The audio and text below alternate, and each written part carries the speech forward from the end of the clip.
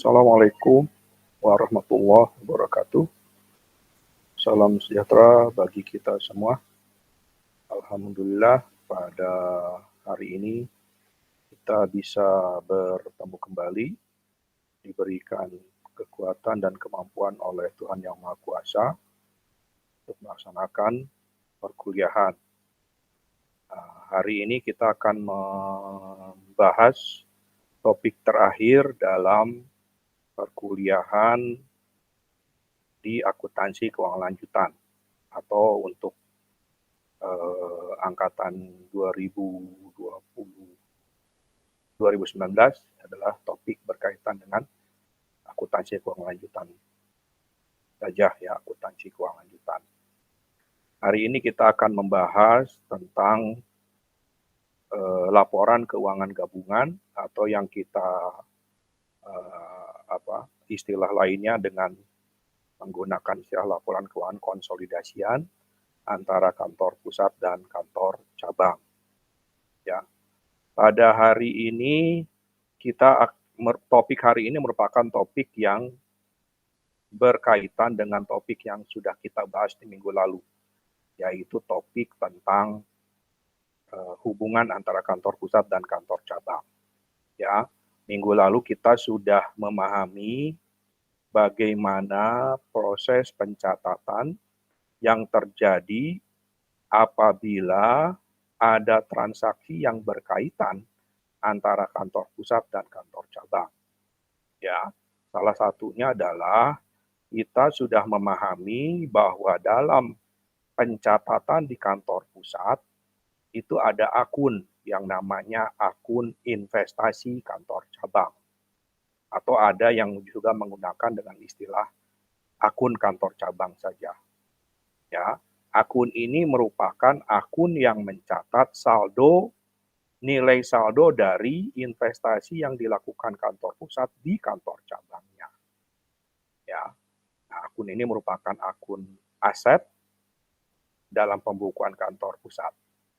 Ya, akun ini sifatnya timbal balik dengan akun yang dicatat oleh kantor cabang, yaitu di kantor cabang kita mengenal dengan akun modal kantor pusat. Ya, namanya saja sudah disebut akun modal, berarti ini menunjukkan besarnya modal di cabang yang diperoleh dari kantor pusatnya. Ya, nah, kemudian di minggu lalu juga kita sudah memahami, sudah membahas transaksi-transaksi yang sifatnya khusus. Ya, karena pada pembahasan di minggu lalu kita sudah membahas bagaimana jika terjadi pengiriman barang dagangan ke cabang dengan dicatat di atas harga perolehan. Ya, ini menunjukkan bahwa kantor pusat itu menetapkan harganya lebih tinggi dari harga perolehannya. Sehingga ada pengakuan laba nantinya. Nah, tapi sebelum laba tersebut diakui sebagai bagian dari laba kantor pusat akan menangguhkan terlebih dahulu laba tersebut. Ya, makanya nanti muncul yang namanya akun cadangan kelebihan harga atau juga ada yang menggunakan dengan istilah laba kotor yang ditangguhkan. Ya, akun ini ditangguhkan sampai dengan kantor cabangnya berhasil menjual barang dagangannya ke pihak luar, ya, ke pihak di luar hubungan antara kantor pusat dan kantor cabang, atau dijual ke pelanggannya tentunya. Ya, selama barang dagangan yang diperoleh dari kantor pusat ini tidak terjual oleh kantor cabang, maka akun ini akan ditangguhkan. Ya, nah, itu ya. Jadi itu kita sudah bahas terkait dengan hal tersebut. Kemudian topik hari ini topik yang sifatnya penting ya. Kenapa penting? Karena transaksi yang dibahas dalam topik hari ini merupakan basis pemahaman Anda nanti jika Anda melanjutkan perkuliahan di akuntansi keuangan lanjutan 2, ya, atau di mata kuliah angkatan baru itu dengan menggunakan nama mata kuliahnya adalah akuntansi kombinasi bisnis. Ya, jadi kalau Anda lebih memahami dalam topik hari ini, maka pada saat nanti kita membahas bagaimana penyusunan laporan konsolidasian antara pusat, antara kantor, antara perusahaan induk dan perusahaan anak, itu Anda tidak terlalu kebingungan sekali gitu ya. Nah, makanya saya harap Anda semua bisa memahami topik yang akan kita bahas di hari ini. Ya. Nah, hari ini kita akan membahas tentang topik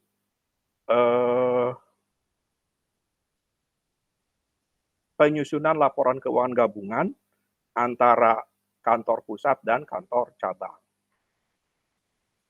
Ya, topik hari ini menjadi penting karena dalam konteks penyusunan laporan keuangan yang sifatnya desentralistik, kantor cabang itu akan memiliki laporan keuangan yang sifatnya terpisah dari kantor pusatnya.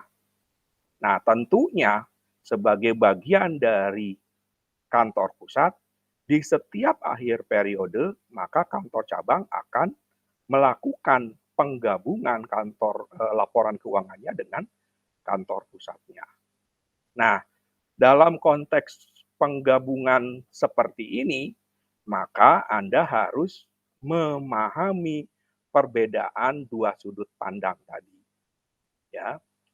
Yang pertama, sebagai suatu entitas yang terpisah, yang independen, ya, maka seluruh transaksi yang terjadi antar dua entitas ini, yaitu kantor pusat dan kantor cabang, akan dicatat oleh masing-masing. Ya, itu satu. Yang kedua, jika ada transaksi yang saling terjadi antar dua entitas ini, yaitu antara kantor pusat dengan kantor cabang, maka kedua entitas ini akan sama-sama mencatat. Ya, akan sama-sama mencatat. Ini yang kita kenal dengan transaksi yang sifatnya timbal balik. Ya, nah, berarti ini dua entitas yang terpisah tadi, ya. Itu dalam pemahamannya. Tapi pada saat disusun laporan keuangan gabungan, maka dua entitas yang terpisah ini harus dipandang sebagai satu entitas tunggal. Ya, satu entitas, satu kesatuan usaha. Ya, oleh karena itu, jika Anda sebagai akuntan, maka perbedaan konsep dua pandangan ini harus Anda pahami nantinya. Ya, nah, pada saat dianggap sebagai entitas tunggal, maka akan dilakukan yang namanya proses eliminasi. Ya, apa yang dieliminasi? Yang dieliminasi adalah seluruh transaksi yang sifatnya timbal balik. Ya, transaksi yang sifatnya saling berkaitan, ya, yang terjadi antara kantor pusat dengan kantor cabangnya. Nah, ini ya, sehingga pada saat dieliminasi, maka sudut pandang Anda tadi harus diganti, harus di-set mindset-nya, ya. Tadinya dianggap berbeda, dianggap independen, setelah dikonsolidasi atau setelah digabungkan, dua entitas ini akan dianggap sebagai satu entitas tunggal, ya. Sehingga pada saat dianggap sebagai entitas tunggal, seluruh akun-akun yang sifatnya timbal balik harus dihilangkan, harus dihapuskan, harus dieliminasi. Ya, karena sudah jadi satu entitas kan gitu. Ya, sehingga tadi ya, akun-akun yang berkaitan antara kantor pusat kantor cabang ya harus hilang. Ya, nah ini tujuannya agar dua entitas yang terpisah tadi dipandang sebagai satu entitas tunggal. Apa saja yang harus dieliminasi? Ya, yang jelas pasti ya, seperti tadi yang sudah dibahas, saya bahas di di pendahuluan, eliminasi itu akan terjadi pada akun kantor pusat dengan akun investasi kantor cabang. Ya, cara mengeliminasinya gampang. Ya, investasi itu adalah aset, saldo normalnya debit. Ya, modal kantor pusat adalah modal, saldo normalnya kredit. Sehingga pada saat dieliminasi, debit kantor pusat, kreditnya investasi kantor cabang. Ya, proses eliminasi ini baru dapat dilakukan kalau saldo kedua akun ini sudah sama. Ya, nilainya sudah sama. Kalau belum, berarti Anda harus lakukan rekonsiliasi, mengidentifikasi berapa saldo yang benar. Ya, itu sudah kita bahas di pertemuan minggu lalu. Ya, yang kedua yang sudah eliminasi adalah pengiriman barang atau penjualan barang ke kantor cabang. Ya, nah khususnya adalah jika jika kantor pusat menetapkan harga di atas harga perolehannya, sehingga nanti akan muncul akun laba kotor yang ditangguhkan, ya, atau cadangan kelebihan harga. Apapun namanya, pokoknya Anda pahami bahwa ini adalah akun yang berkaitan dengan laba, ya, di mana penjualan kantor pusat ke kantor cabangnya dibebankan di atas harga perolehannya. Nah, akun ini akibat transaksi yang dibebankan lebih tinggi dari harga perolehannya, tentunya nilai pembelian yang dilakukan oleh kantor cabang atau nilai pengakuan atas pengiriman barang dari kantor pusat yang diakui oleh kantor cabang, nilainya akan menjadi lebih tinggi gitu ya. Sehingga nantinya harus diturunkan.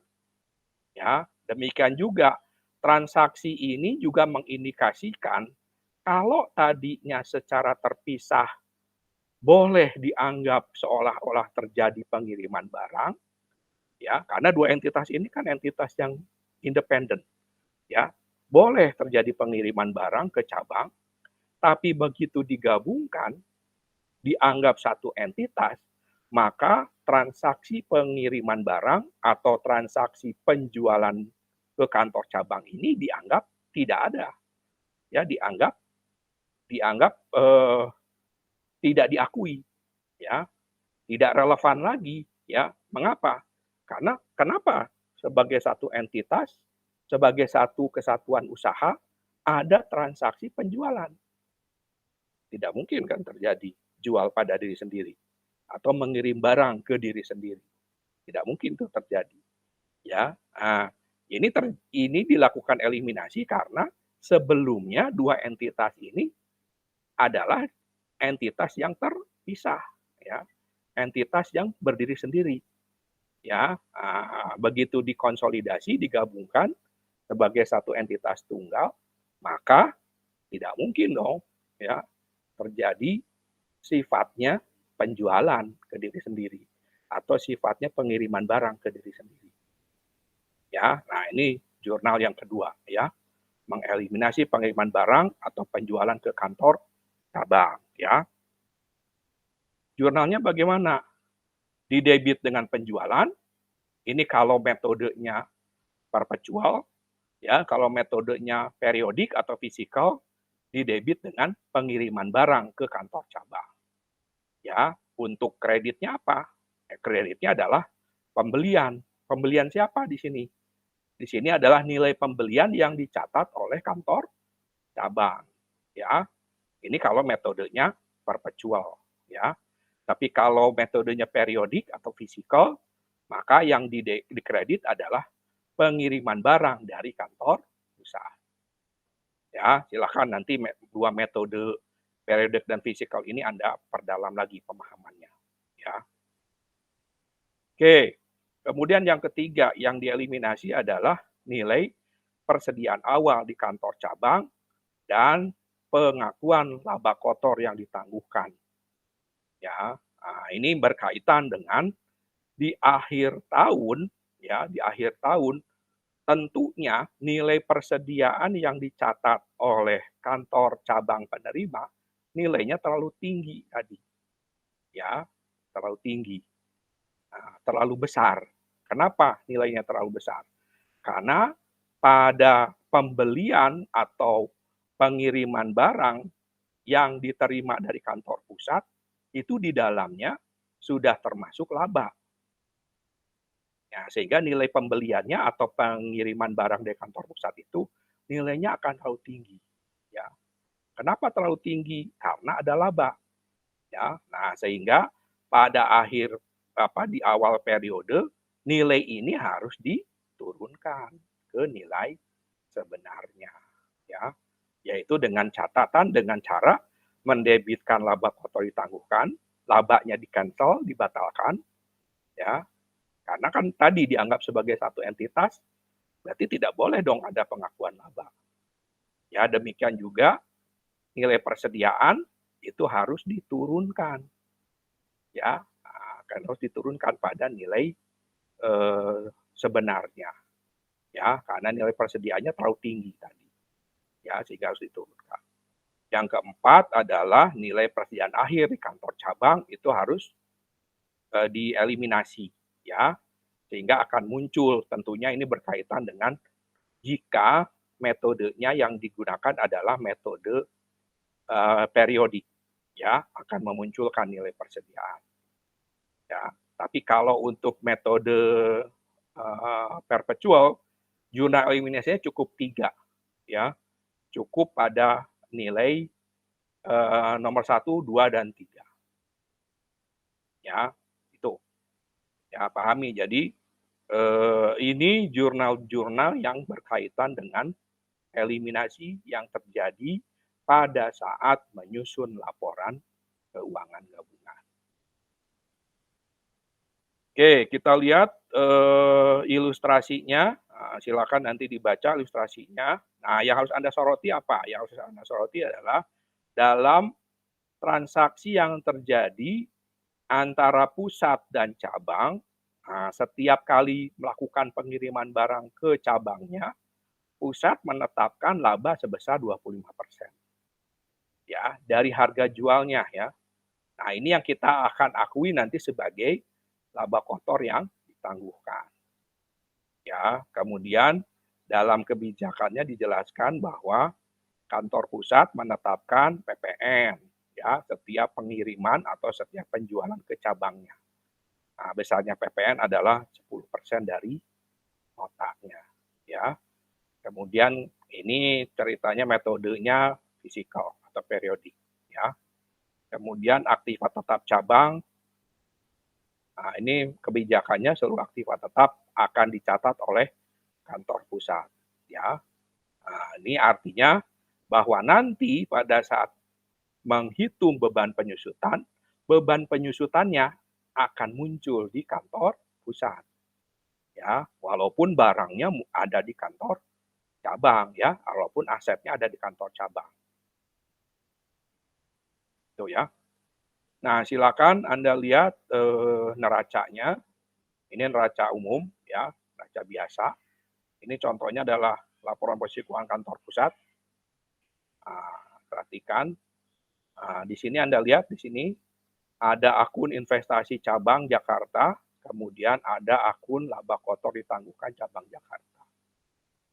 Ya, ini laba kotor ini menunjukkan laba dari laba yang ditangguhkan dari sebesar 25% ya dari setiap transaksi yang terjadi antara dalam pengiriman barang dari pusat ke cabang. Ya. Kemudian Anda lihat di sini ada akun modal kantor pusat. Nah, di catatan cabang ada akun kantor pusat. Ya, nilainya 218.500. Ya, nilainya sudah sama ini. Ya, berarti sudah bisa dikonsolidasi, sudah bisa digabungkan sebetulnya. Ya, nah, asumsinya ini sudah di akhir tahun 2017. Kemudian kalau Anda mau bukti bahwa nilai ini adalah 12.500.000 itu diperoleh dari dari pengakuan laba kotor dalam pengiriman barang ke cabang. Anda lihat sekarang. Dalam catatan kantor cabang itu nilai persediaan totalnya adalah 115 juta. Ya, ini 115 juta. Ya. Terus kemudian ada catatan. Yang 50 juta diperoleh dari kantor pusat. Ya, berarti 50 juta dari kantor pusat, 75 juta diperoleh dari luar, gitu kan? Nah, itu yang harus Anda pahami, ya. Nah, sekarang Anda perhatikan. Tadi ada kebijakan, setiap pengiriman barang dari kantor pusat ke kantor cabang, itu ada labanya 25% dari nilai transaksinya, nilai penjualannya. Ya, sekarang Anda lihat. Tinggal Anda kalikan saja, 50 juta dikali 25%. Ya, silakan kalkulatornya digunakan. Ya, 50 juta dikali 25%. Nah, nilainya pasti 12.500. 12.500. Ya, nah, sama dengan nilai laba kotor yang ditangguhkan. Oke, paham ya? Nah, udah sama ya. Nah, sekarang kita lihat transaksi yang terjadi selama tahun 2018 adalah sebagai berikut. Nah, ini Mbak, silakan ini ada amati ya. Jurnal ini seluruhnya jurnal-jurnal dasar ini ya. Jurnal pembelian, jurnal penjualan, jurnal pencatatan beban, jurnal penerimaan piutang, jurnal pengakuan utang, ya, pengakuan penjualan kredit. Nah, ini jurnal dasar semuanya ya. Saya tidak akan menjelaskan itu ya. Nah, ya. Bagaimana jurnal mencatatkan tentang pajak ya. Silakan Anda ingat-ingat lagi materi yang sudah dipelajari sebelumnya karena ini jurnal dasar ya. Nah, Anda perhatikan ada jurnal penyusutan ya. Ya, kemudian yang terakhir ada pengakuan persediaan barang dagangan di akhir tahun 2018. Ya. Oke, perhatikan. Nah, jawabannya sudah ada nih semuanya. Ya. Tolong pelajari ini. Saya sudah buatkan supaya Anda ini paham gitu ya. Tinggal Anda ikuti aja nih transaksinya nih. Nah, ini ada pembelian ya. Ada jurnal pembelian, ada jurnal pengiriman barang ya ke cabang, ada jurnal penerimaan pelunasan piutang ya. Oh sorry, ini jurnal penjualan kredit ya, kemudian jurnal pelunasan piutang, kemudian jurnal pelunasan utang ya, kemudian jurnal pencatatan atas beban pencatatan atas pajak ya. Nah, ini khususnya untuk PPN, silakan Anda pelajari lagi ya. Kemudian pencatatan beban gaji ya, seluruh beban ini ya, beban-beban yang terjadi baik itu di kantor pusat dan kantor cabang. Lihat ke kasusnya berarti ya, silakan Anda lihat kasusnya yang ini ya. Kemudian demikian juga ada jurnal tentang penyusutan aset ya, aset di kantor cabang maupun di kantor pusat. Ya. Kemudian yang terakhir Anda perhatikan ada jurnal pengakuan persediaan ya, baik itu persediaan di kantor pusat maupun di kantor cabang. Nah, harus Anda perhatikan di sini adalah di kantor cabang ada nilai persediaan akhir sebesar 73.500. Ya. Ini persediaan akhir yang ada di kantor cabang. Ya, sepertiganya ya diperoleh dari kantor pusat. Nah, berarti tinggal Anda hitung. Sepertiganya diperoleh dari kantor pusat. Ya, berarti tinggal Anda hitung ya. 73.500.000 dibagi 3. Ya, berarti 24.500.000. Ya, 24.500.000 ini nilai persediaan yang dicatat oleh kantor cabang akibat dari pengiriman barang dari kantor pusatnya. Ya, nah, berarti ada nilai pengiriman 24.500.000. Ya, nah, ini menurut pengakuan catatan di kantor cabang. Ya, ada pengiriman barang dari kantor pusat dengan nilai persediaan akhirnya adalah 24.500.000. Nah, nanti ini akan berkaitan tentunya dengan laba yang harus ditangguhkan di akhir periode. Ya, nah, berapa tadi labanya dari setiap pengiriman kantor pusat ke kantor cabang? Labanya adalah 25%. Ya, berarti 25% dikali 24.500.000. Ya, itu nilainya adalah 6.125.000. Nah, itu ya. Oke, sekarang kita lihat jurnal eliminasinya. Nah, sebelum masuk ke jurnal eliminasi, tentunya dari jurnal-jurnal yang ada, yang dicatat oleh kantor pusat dan kantor cabang, Anda harus ikuti, ya, harus tambah kurang, ya. Mulainya dari mana? Mulainya dari tentunya dari laporan ke posisi keuangan di akhir tahun 2017. Ya, nah, tinggal Anda ikuti nih, ada kas 67.800. Ya, tinggal Anda ikuti jurnalnya ini. Mana yang kasnya nambah?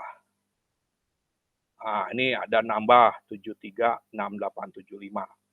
Berkurang 522.850. Berkurang 21.750. Berkurang 8.500. Berkurang 64.685. Kemudian bertambah 17.000. Ya, nanti akan Anda akui di sini. Nah, kantor pusat kasnya segini, 203.890. Nah, ini saldo akhir per 31 Desember 2018 ya. Nah, demikian juga di kantor cabang, Anda ikuti satu-satu jurnalnya. Ya, di kantor cabang kasnya, kas awalnya 25.075.000 ya, 25.075.000. Tinggal Anda ikuti jurnalnya nih, yang kas mana aja. Ya. Oh, ini berarti bertambah 33.675. Berkurang 64.100 ya. Kemudian berkurang lagi 2.250. Berkurang 625. Berkurang 49.442,5. Dan yang terakhir berkurang 17.000. Sehingga nanti saldonya ini ya, 225.332,5. Ya, nanti tinggal Anda ikuti jurnal-jurnal yang lain sehingga ini akan menunjukkan neraca saldo sebelum dikonsolidasi, sebelum digabungkan. Ya, neraca saldo ini menunjukkan harus sama sisi debit dan sisi kredit. Ya, nah, ini total neraca saldo di kantor cabang, di kantor pusat adalah neraca saldonya 2.050.590. Ini dalam ribuan ya, dalam ribuan. Sisi debit, sisi kreditnya harus balance. Ya. Nah, demikian juga di kantor cabang, neraca saldonya harus balance. Oke ya, kalau sudah balance, tinggal Anda menyusun jurnal eliminasinya. Ya, perhatikan di sini jurnal eliminasi. Nah, tadi yang ada 4 tadi ya. Kalau metodenya periodik, berarti jurnal eliminasinya ada 4 ya. Yang pertama, kantor pusat, debit kantor pusat. Nah, perhatikan, dalam catatan kantor cabang ada saldo kantor pusat 374.200. Ya. Di dalam catatan kantor cabang ada akun cabang Jakarta 374.200. Sudah balance ya. Berarti eliminasi. Ya, debit kantor pusat, kredit investasi kantor cabang. Atau cabang Jakarta saja jurnalnya. Enggak, silahkan. Ya. Perhatikan, akibat eliminasi ini, ya, jurnal eliminasi ini, maka Anda perhatikan sekarang. 374.200 debit, sisi debit ini kan, dikreditkan 374.200. Sehingga Anda perhatikan, akun investasi dalam laporan posisi keuangan gabungan itu tidak muncul. Ya. Demikian juga Anda perhatikan, dalam catatan kantor pusat, catatan kantor cabang, ada akun kantor pusat, 374.200. Dieliminasi, ya akun ini kan saldo normalnya kredit ya. Berarti kalau dieliminasi, didebitkan 374.200, maka dalam catatan kantor, dalam catatan rekening laporan keuangan gabungan, modalnya tidak muncul, hapus.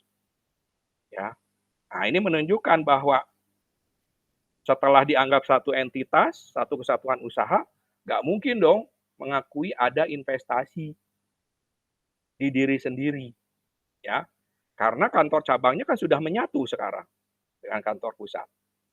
Ya, jadi nggak mungkin mencatat investasi pada diri sendiri. Ya, paham ya? Demikian juga tadinya dalam catatan cabang ada akun modal dari kantor pusat. Ya, nah, begitu dikonsolidasi, digabungkan, berarti kan cabang dan pusat sudah menyatu sebagai satu entitas.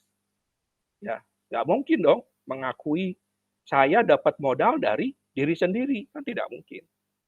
Ya, nah, sehingga Anda lihat nih, akun rekening kantor pusat itu tidak muncul. Itu ya. Paham ya?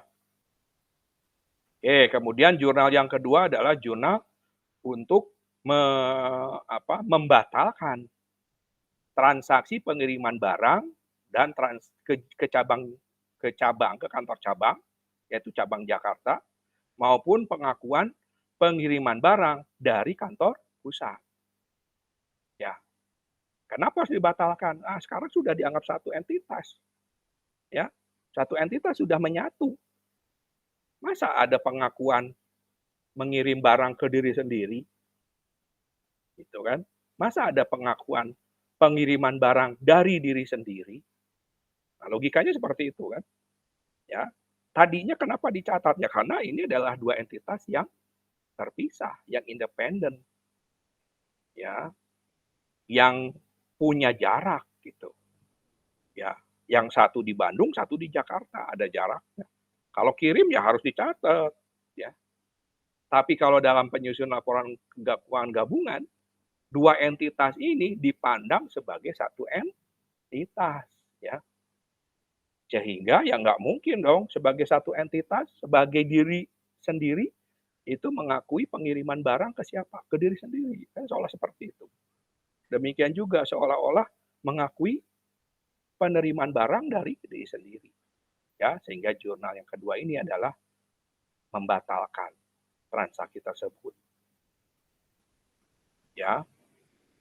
Dan yang terakhir, jurnal ketiga adalah membatalkan ya laba kotor. Ini jurnal pengakuan laba kotor yang ditangguhkan untuk awal periode. Ya, tadinya kan di tahun 2017 laba kotor yang ditangguhkannya kan 12.500.000. Ya. Tadi ingat-ingat dari penjelasan saya. Ya, ada laba kotor 12.500.000. Tentunya begitu masuk tahun depannya, tahun 2018, asumsinya barangnya kan terjual ke pihak lain. Ya, artinya pengakuan laba kotornya harus masuk, akan diakui ya oleh kantor pusatnya, ya. Sehingga Anda perhatikan, ya nilai persediaan awal yang tadinya overstated juga harus diturunkan, laba kotornya tangguhkan, itu nanti akan diakui, ya. Sehingga nanti tinggal Anda ikuti nanti jurnalnya, ya, karena transaksi ini ada transaksi yang sifatnya nominal, nanti akan muncul dalam pengakuan laba kotor, ya. Nah, ada muncul di mana? Nah, nanti akan muncul di sini. Nah, ada selisih nanti ya, selisihnya. Nah, demikian juga untuk jurnal yang keempat adalah jurnal mencatat persediaan di akhir tahun. Ya, nilai persediaan di akhir tahun yang dicatat oleh kantor cabang terlalu tinggi. Ya, kenapa? Nah, tadi sudah saya jelaskan di sini. Ya, sepertiga barang dagangan di kantor cabang itu diperoleh dari kantor pusat. Kalau ada saldo 73.500 berarti sepertiganya adalah Anda bagi kan, 73.500 dibagi 3. Sepertiganya ada 24.500.000. Ya, nilai persediaan yang diakui kantor cabang ini terlalu tinggi karena di dalamnya ada laba 25%. Ya, sekarang Anda tinggal kalikan 25% dikali 24.500.000. 6.125.000. Ya, nah ini Anda perhatikan jurnal ini. Ya, nilai persediaan di balance sheet-nya berkurang 6.125.000. Ya, nilai persediaan untuk masuk ke income statement juga akan berkurang 6.125.000.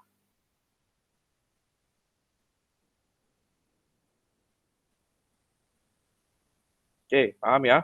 Nah, sekarang untuk jurnal penutup closing berarti seluruh perkiraan yang sifatnya nominal, perkiraan nominal harus ditutup ya. Nah, ditutup ya tinggal dibalik jurnalnya ya.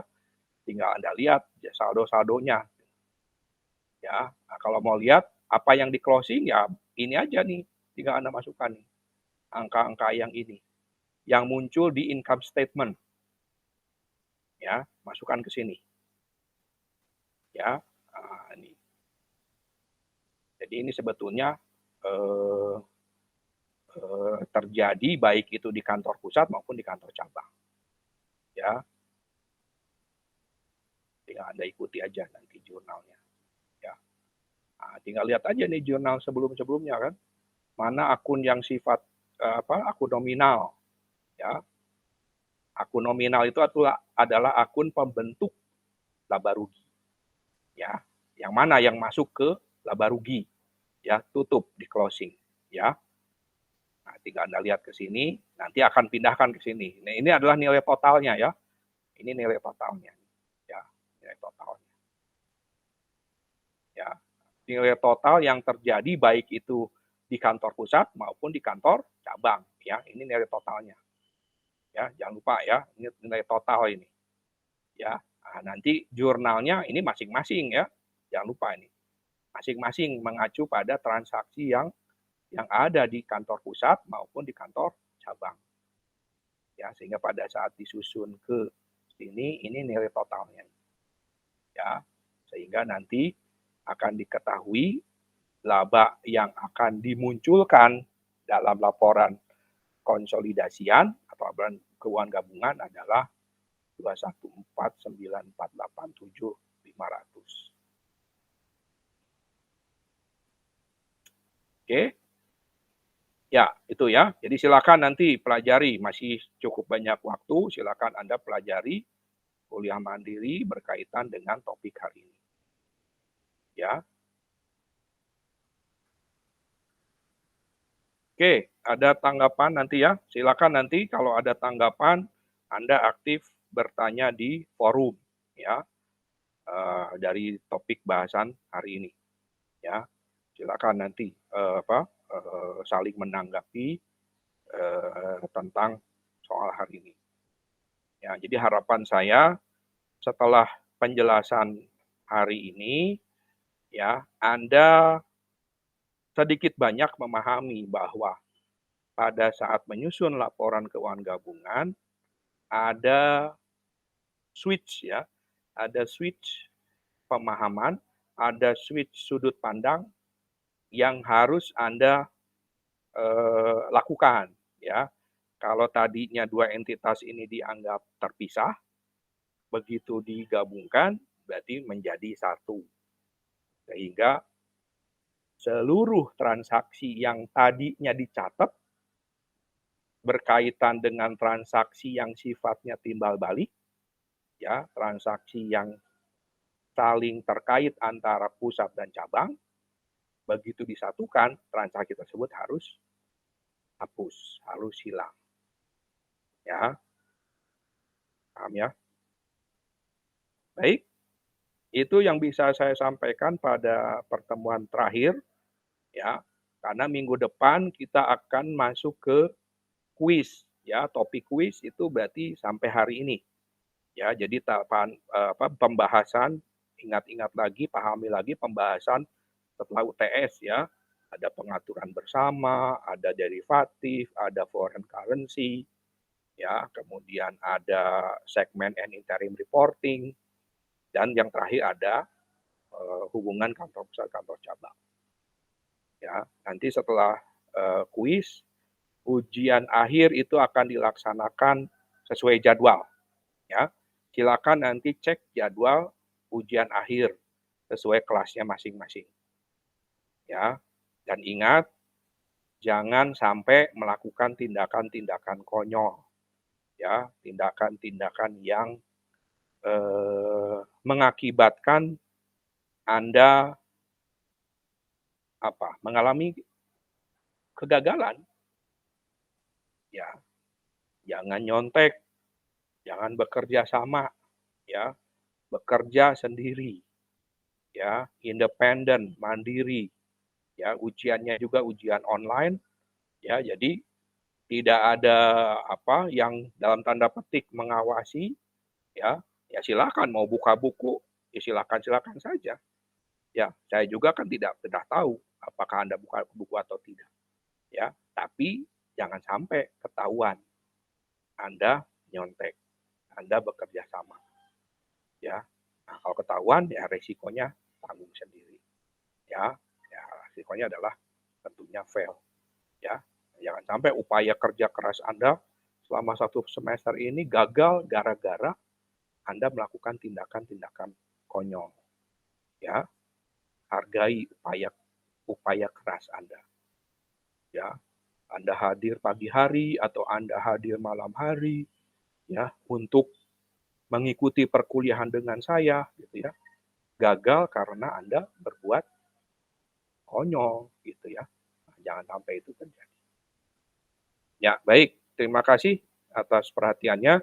Mudah-mudahan semuanya lulus semua. Mudah-mudahan. Mudah-mudahan juga kalau Anda merasa perkuliahan dengan saya bermanfaat, itu menjadi ilmu tentunya buat Anda, ya. Itu menjadi nilai tambah bagi kompetensi Anda, ya, khususnya kompetensi di bidang akuntansi, ya, karena Anda suka tidak suka, paham tidak paham, Anda harus punya kompetensi bidang akuntansi, ya, karena Anda lulusan akuntansi, ya, jangan sampai lulusan akuntansi Anda tidak paham tentang akuntansi, ya.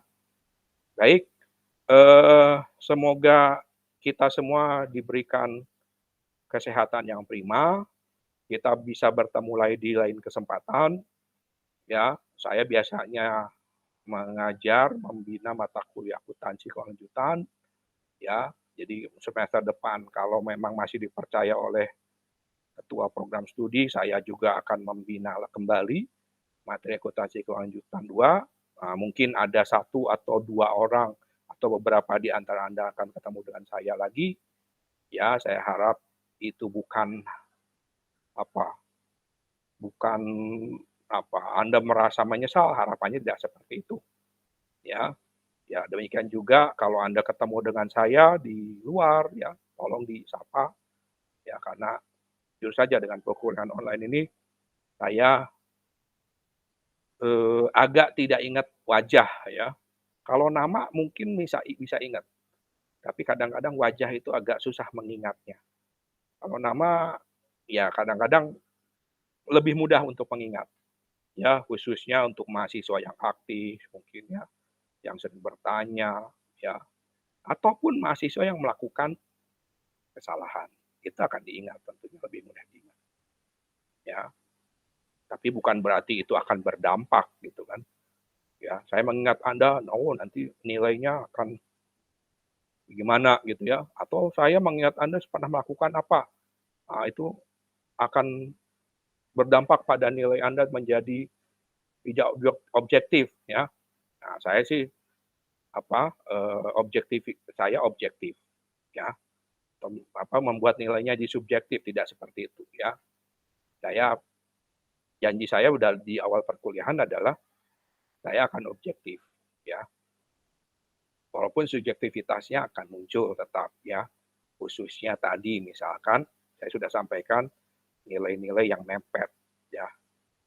Mepet itu biasanya subjektivitas saya muncul. Ya, saya periksa lagi mungkin kehadiran, periksa lagi aktivitas, periksa lagi nilai nilai asistensi, nilai kuis ya kalau untuk nilai-nilai yang sifatnya mepet. Baik, ya silakan Anda lanjutkan perkuliahan, aktif juga di forum ya. Minggu depan kita kuis dan ujian akhir semester sesuai dengan jadwal ya. Terima kasih atas perhatiannya. Saya pamit, selalu sehat. Mudah-mudahan kita semua panjang umur. Ketemu lagi di semester depan. Wabillahi taufiq wal hidayah. Wassalamualaikum warahmatullahi wabarakatuh. Bye-bye.